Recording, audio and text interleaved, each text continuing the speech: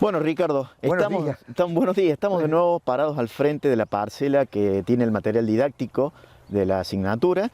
Y bueno, en esta oportunidad vamos a trabajar porque si vos te recordás, había una parte que estaba regada y otra parte que no, ¿sí?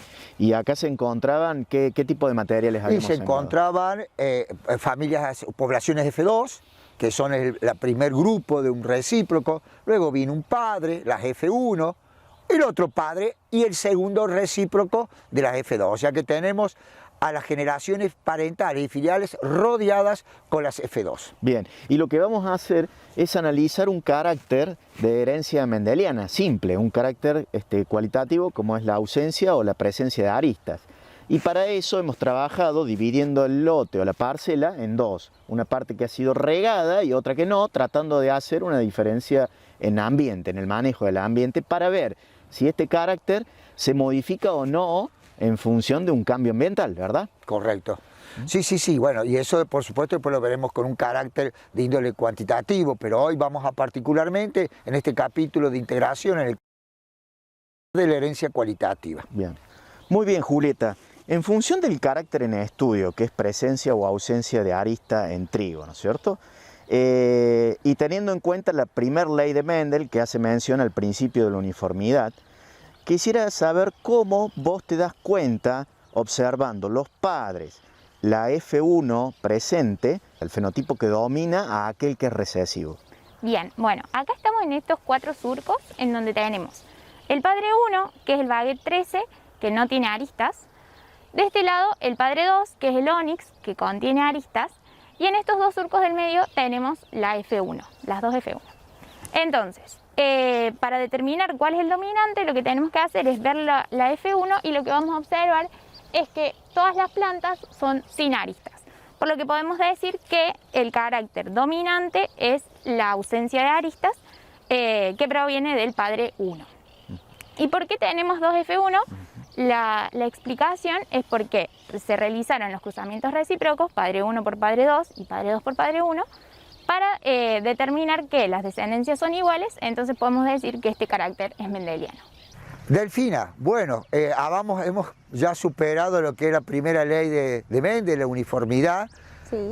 Vimos que los recíprocos no diferían, pero hoy nos encontramos a analizar algo que tiene que ver con que si este carácter de herencia cualitativa es o no influenciado por el ambiente. Y dentro de los caracteres cualitativos tenemos 2 conceptos, que es la penetrancia y la expresividad. ¿Qué nos puede decir al respecto? Bien, entonces ahora vamos a ver si este carácter ha sido influenciado por el ambiente, como dijo el profe. Debemos recordar que a mi derecha tenemos plantas que han sido desarrolladas en un ambiente con un riego de 14 milímetros correspondiente al riego histórico, y a mi izquierda tengo plantas que se han desarrollado en secano. Esta es nuestra F1. Entonces ahora, para ver lo de penetrancia, debemos recordar que muchas veces nuestro genotipo no expresa, digamos, el fenotipo esperado para este carácter, y esto muchas veces se debe por, bueno, como dijo el profe, la influencia del ambiente. Entonces yo acá estoy viendo plantas F1 que tanto a mi derecha como a mi izquierda se ven plantas homogéneas, todas presentan ausencia de aristas, por lo que yo puedo concluir con que el carácter en estudio es un carácter que presenta penetrancia completa y una expresividad al 100%.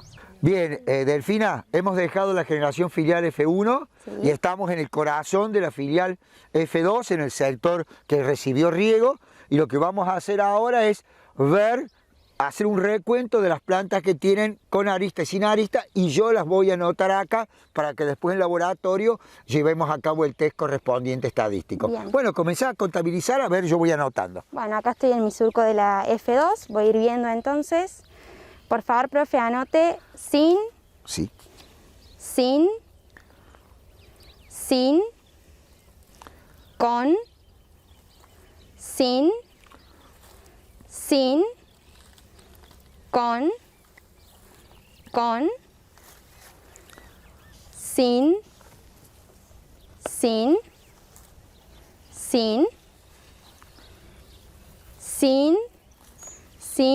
Y aquí, profe, se me juntan plantas que Ajá, veo que hay me presencia estoy y percatando. O ausencia. sea, como que de pronto es poco probable que una planta tenga espigas con arista y sin arista. O sea que lo más probable, Delfina, es que las hayan caído las dos semillas juntas y vos tenés lo que se llama una mezcla de espigas producto que son plantas. Vamos a poner una para cada grupo. Bueno, entonces sin, ¿Anotó? con, y la última, sin. Muy bien, gracias. Bien, Julieta, ahora estamos parados en las poblaciones segregantes, o sea, en las F2, ¿no es cierto? Así que vas a empezar a contarme cuántas plantas hay con arista y cuántas hay sin arista. ¿Mm? Bien, bueno, profe, empiezo a contar entonces acá en esta parte de secano. Sí, Y tenemos sin aristas, sin, ¿no? Sí. sin aristas, sin,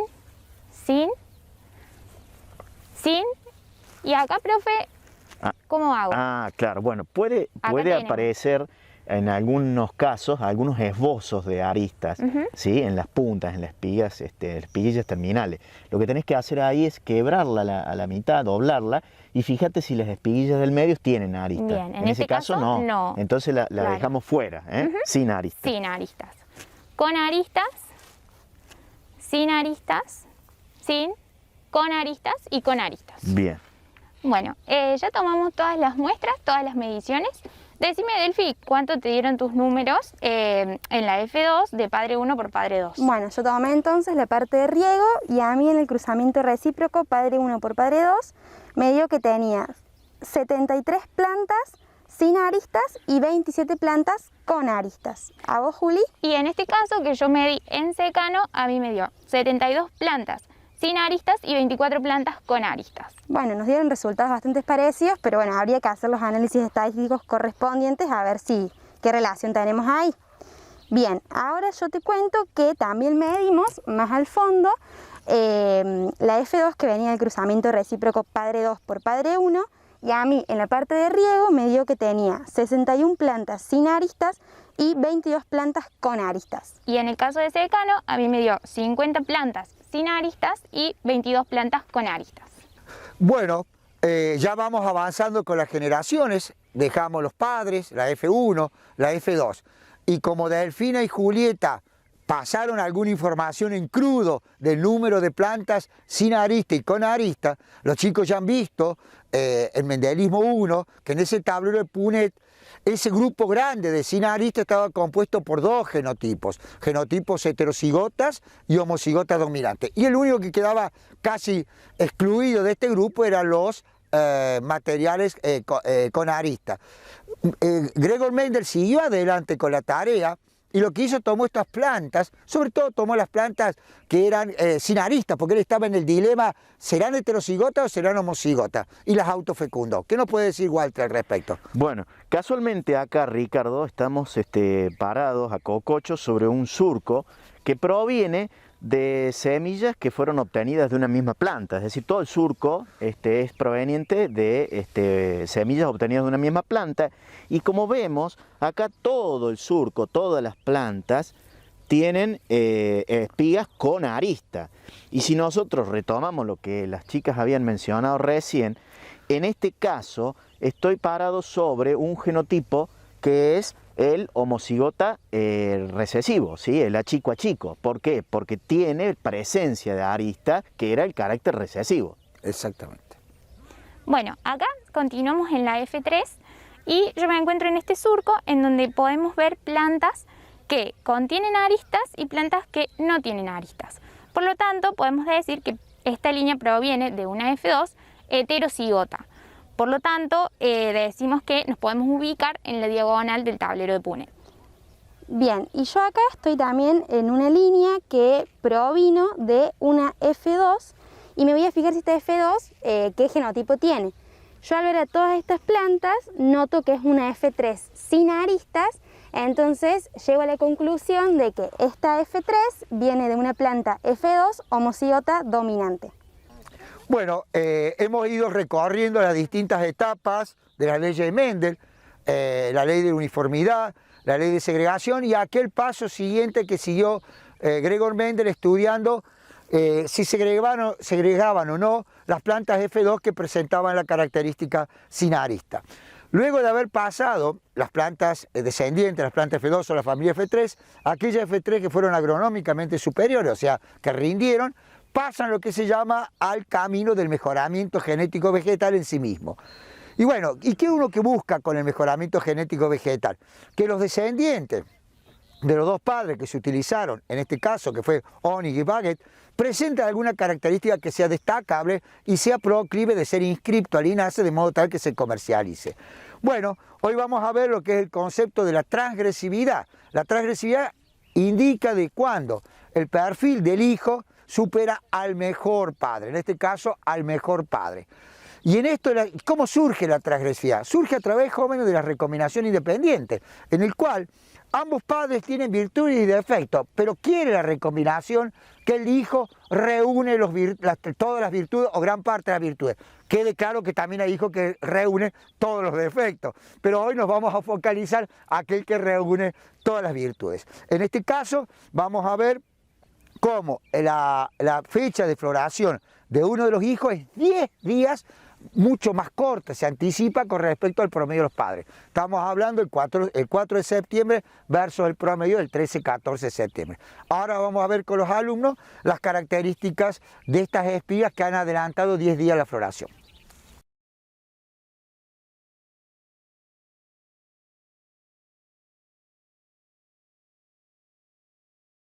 Bueno, acá lo que hemos es cortar 13 espigas, una espiga del padre, llamemos dominante, ¿no? El Baguette 13, otra espiga del padre recesivo, llamémoslo Onyx, y al centro tenemos la espiga de una familia F4 transgresiva. Lo primero que podemos observar que la fecha de floración del padre 1 y del padre 2 son bastante parecidas, dado que la hoja bandera se encuentra exactamente a la base de la última espiguilla. En cambio, en el caso del individuo transgresivo, en este caso habiendo cortado 10 días, tenemos un elongamiento del último entrenudo que está determinando que también esto es una diferencia en cuanto a días a floración.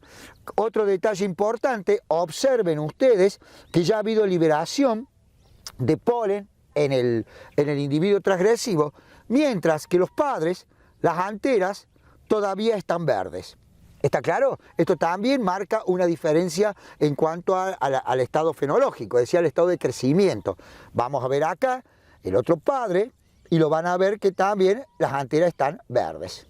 Bueno, entonces habiendo finalizado la presentación de este material transgresivo y yendo de atrás hacia adelante, vemos que en este caso lo que se está plasmando es la tercera ley de Mendel, es la ley de la recombinación, en la cual a través de la combinación de dos padres aparecen individuos recombinantes.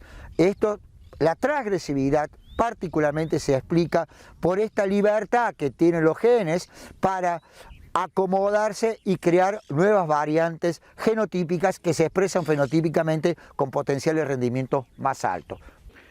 Bien. Después de volver del campo, ya una vez aquí en el aula, al frente del pizarrón, lo que hacemos es dividir el pizarrón en dos partes porque hemos tenido, ¿no es cierto?, datos que han sido tomados de una parcela que no tenía agua y otra que sí tenía agua, ¿sí? Y estamos viendo de que el pizarrón está dividido en cada parte, en la de secano y la que tenía riego, también en dos. Y lo que vamos a hacer ahora es contrarrestar esos datos que tomaron Julieta y Delfina sobre las F2 para ver si los valores observados se asemejan a las proporciones esperadas en una F2, las proporciones fenotípicas esperadas en una F2, que son, como ya lo vimos, 3/4, 1/4. Entonces, lo que van a hacer ahora Julieta y Delfina es ir llenando esta planilla, este pizarrón. Acá van a colocar los valores observados, es decir, los valores que ellas tomaron a campo, X cantidad de plantas sin arista, X cantidad de plantas con arista, teniendo en cuenta que el sin arista era el dominante y el con arista era el recesivo.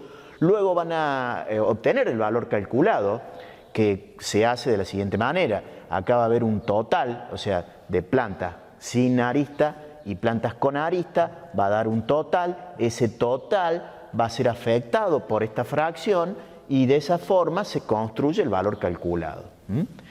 Posteriormente van a hacer el observado menos el calculado al cuadrado sobre el valor calculado para ir teniendo ya en definitiva el x total, que es contrarrestado con un valor de x de tabla. Ese valor x de tabla se obtiene en función de los grados de libertad. Nos encontramos con los resultados de, en mi caso, en secano, el cruzamiento padre 1 por padre 2, en la F2 me dio un chi cuadrado de 0 y en el cruzamiento recíproco padre 2 por padre 1, esta F2, luego de ser analizada, me dio un chi cuadrado de 1,2. Bueno, entonces de este lado tenemos el análisis estadístico de aquellas plantas que estuvieron con el régimen de las precipitaciones históricas. De este lado tengo las F2 del cruzamiento padre 1 por padre 2, que luego de nuestro análisis me dio un chi cuadrado de 0,21. Y de este lado tenemos el otro cruzamiento de padre 2 por padre 1, que me dio una F2 con un chi cuadrado calculado de 0,1. Luego de obtener todos los resultados de los chi cuadrados calculados, lo que vamos a hacer es compararlo con el chi cuadrado de tabla, en donde podemos ver que para una probabilidad del 0,05 y con un grado de libertad, ya que tenemos dos clases fenotípicas y se le resta 1, el resultado que nos da es de 3,84, que es mayor a los chi cuadrados que nos dio en todos los casos. Por lo tanto, aceptamos la hipótesis.